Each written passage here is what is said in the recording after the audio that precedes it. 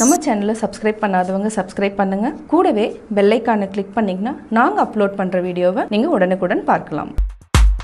பாசி பருப்பு சுண்டலுக்கு 200 கிராம் அளவுக்கு நம்ம பருப்பு எடுத்துக்கலாம்.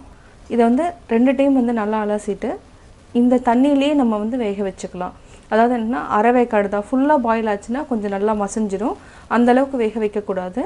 இது நம்ம வந்து ஓரளவுக்கு வந்து இருந்தாலே போதும். இதை ஃபஸ்ட்டு அலசிக்கலாம். டைரெக்டாக நம்ம பாத்திரத்துலேயே வச்சுக்கலாம். இது சிம்மில் வச்சுட்டு ஃபஸ்ட்டு வந்து நல்லா கொதி வந்ததுக்கப்புறம் சிம்மில் வச்சுட்டு ஒரு 7 மினிட்ஸ் வச்சாலே போதும். ஒரு பாதி அளவு வெந்துடும். பாதி அளவு வெந்ததுக்கப்புறம் நம்ம தண்ணியை வடிச்சிட்டு தாளிச்சுக்கலாம். தேவையான அளவு உப்பு சேர்த்துக்கலாம்.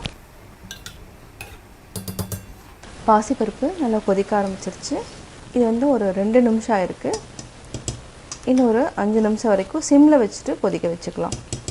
5 minutes later. பாசிப்பருப்பு அரைவாசி வெந்துருச்சு. இந்த ஸ்டேஜில் நம்ம எடுத்துட்டு தண்ணியை வடிச்சுக்கலாம். இந்த அளவுக்கு வெந்தாலே போதும். ஒரு கடாயில் 2 டேபிள் ஸ்பூன் அளவுக்கு எண்ணெய் விட்டுக்கலாம்.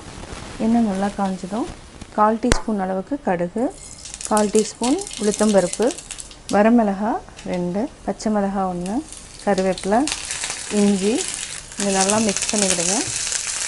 பெருங்காயம் கொஞ்சமாக ஆட் பண்ணிக்கலாம். ஆல்ரெடி நம்ம தண்ணியை வந்து வடித்து வச்சுருக்குறோம். பாசிப்பருப்பை ஆட் பண்ணிக்கலாம்.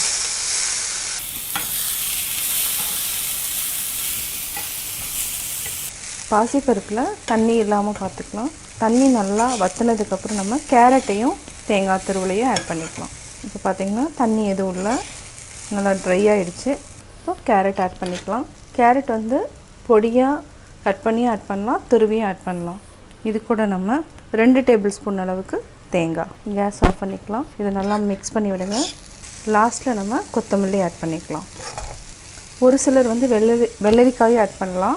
வெள்ளரிக்காய் சேர்த்துட்டிங்கன்னா உடனே சாப்பிடணும், இல்லைனா நீர் வந்து நிறையா வந்து சுண்டலுக்குள்ளே மிக்ஸ் ஆகிடும். கொத்தமல்லி தழை போட்டுக்கலாம். நல்லா மிக்ஸ் பண்ணிக்கோங்க.